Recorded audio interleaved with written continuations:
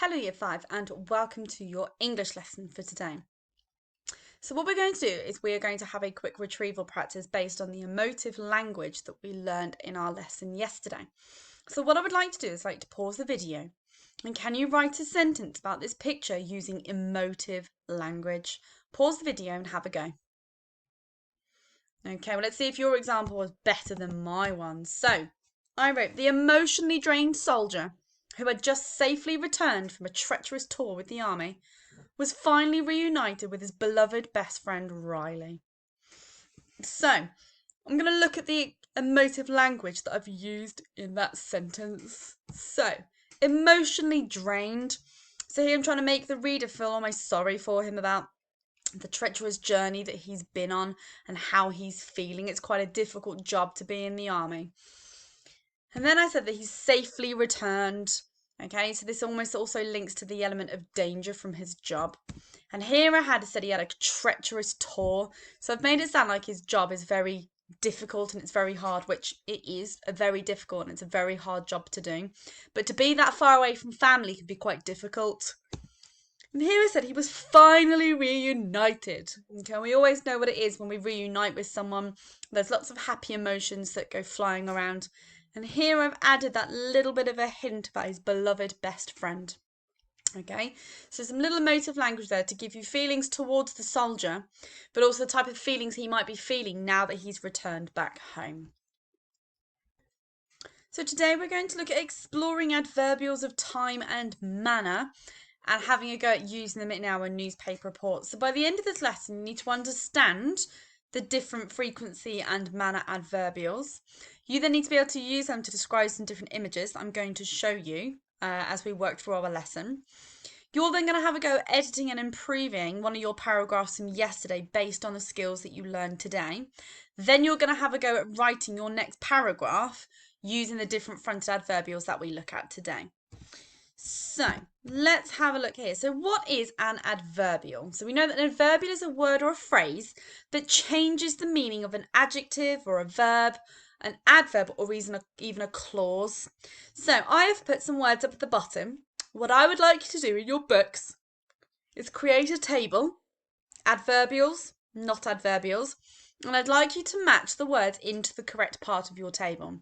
So pause the video and have a go. Right, well, let's start with the first one. So sunshine. So sunshine is not an adverbial, okay? Nor is fluffy, okay? Fluffy is an adjective and sunshine is a noun.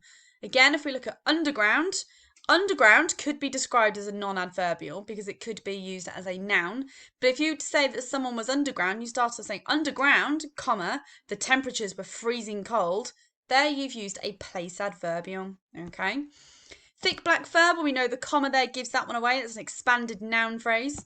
Slowly. Now, slowly, although it's an adverb, can describe how something's been done. So again, we can use that as one of our manner adverbials.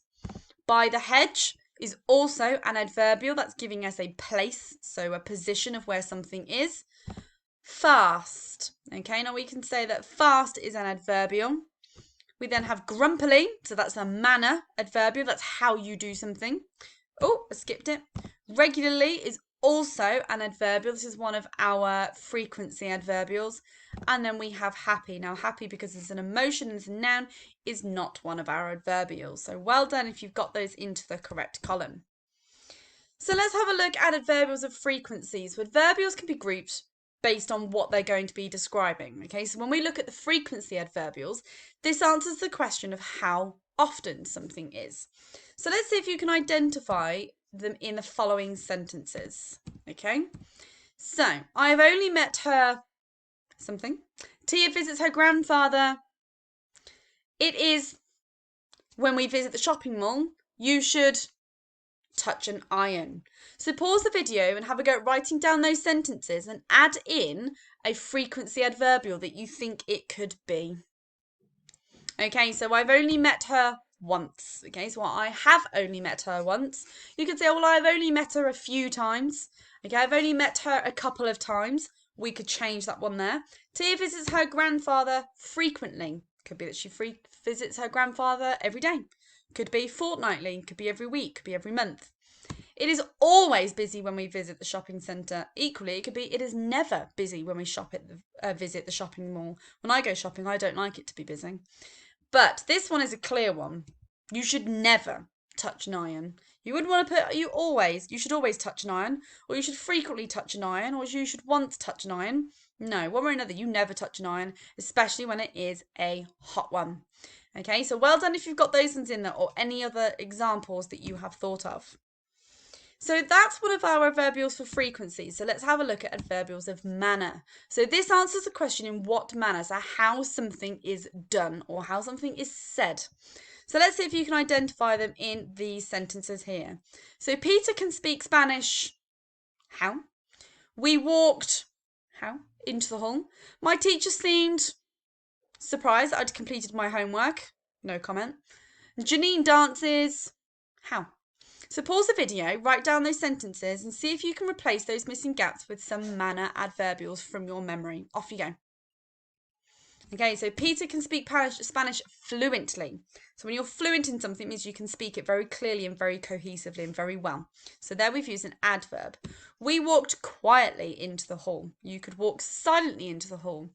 You could walk funnily into the hall. Though funnily wouldn't really then make sense in that one. We walked loudly into the hall. You could have walked loudly into the hall. My teacher seemed pleasantly surprised I completed my homework. My teacher seemed very surprised that I'd completed my homework. My teacher seemed surprisingly surprised that I'd completed my homework.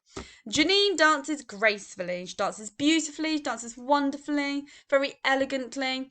Okay, now most of those words on here are our adverbs here. Okay, so the end in our ly.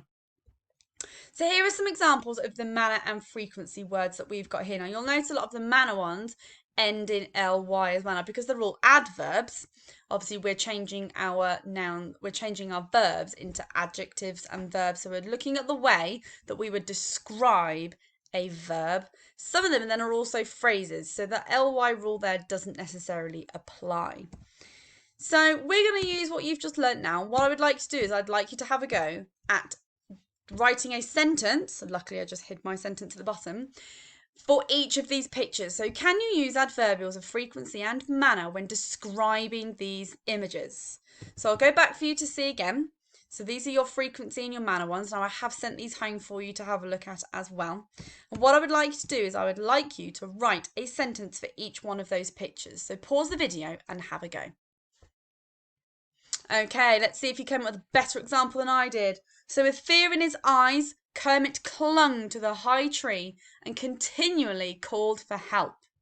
Now the elements are written in bold here. So with fear in his eyes, this is the how, so the manner. Now because it's a fronted adverbial, I've had to include my comma. Okay, so with fear in his eyes, comma, Kermit clung to the tree, the high tree, and continually called for help. Okay, so continuously is a frequency word. Although he was driving over the sand cautiously, every now and then the car wheels got stuck. So again, got a fronted adverbial, but cautiously there is my manner word. So I've done my little comma. Every now and then the car wheels got stuck. So I've used a frequency adverbial in there as well. So well done if you managed to come up with some better sentences than I did. So this is the newspaper report that I have been writing as we have worked our way through the week this week. So here we can see I've got the title of my newspaper. I've got my headline of what I'm reporting, a little picture, and I've got a little introduction about what my newspaper is about. And then I've started off here with my 5 W's, okay? Only needs to be 2 or 3 very short sentences. And then yesterday I looked at writing an additional paragraph about my main events, okay? But within that paragraph, I've used my sensationalist and my emotive language to try and hook the reader in to get a real feel for what happened. So what I have done today is I've taken that final paragraph here and I've gone back and I've edited it. Now I've added some additional adverbials in there, and I might tomorrow, before I do the next lesson, go back and add even more in. But I thought I'd jazz it up a little bit. So I've added in, rather unexpectedly, trails of sopping wet slimy lily pads were found strewn across the pavement, leaving one elderly pensioner bedridden after slipping on one and breaking her arm. The next morning, infuriated residents found their laundry littered across the dirty roads and ripped and hanging from trees caked in thick slime and brown sludgy mud. Okay, so just there I've added in additional 2 fronted adverbials, but what I could do is I could go back and add some additional adverbials from my sheets within my paragraph. So that's going to be my challenge for tomorrow. So what I did, rather than going through and adding in all my adverbials and giving you all of the answers, I've written an additional part of my paragraph today. So this is going to be the next step in our paragraph before tomorrow when we start looking at reported and direct speech, where we can use all of the skills we've used this week in our final paragraph for our newspaper report. So this paragraph today only needs to be small because you're also going to have a go at editing yesterday's work as well. So unfortunately, he was not the only resident to find his house in shambles due to the frog invasion. Despite their efforts to collect in all their laundry, residents unexpectedly found their clothes on top of other residents' cars down the street. Quite unbelievably, one local found her children's tricycles in the middle of the road, all covered in thick green slime.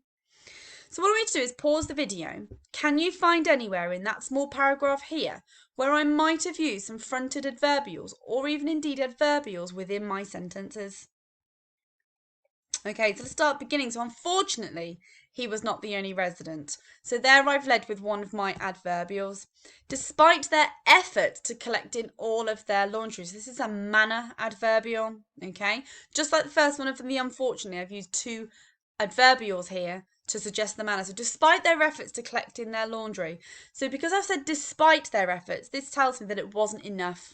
So something has still happened regardless of the work that they've done. Residents unexpectedly. So I use unexpectedly in here as well as another adverbial, but within my sentence.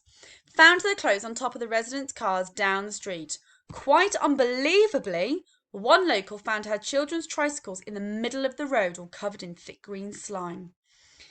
Now, you can see here, when you start with a fronted adverbial, you need to remember to include your commas, okay? So you need to make sure you're including your punctuation. Now, I've only included 3 in that example, but for my next paragraph, when I write it tomorrow, I can include some examples of all of the adverbials, okay? So your task for today is to go back and edit the paragraph you did yesterday.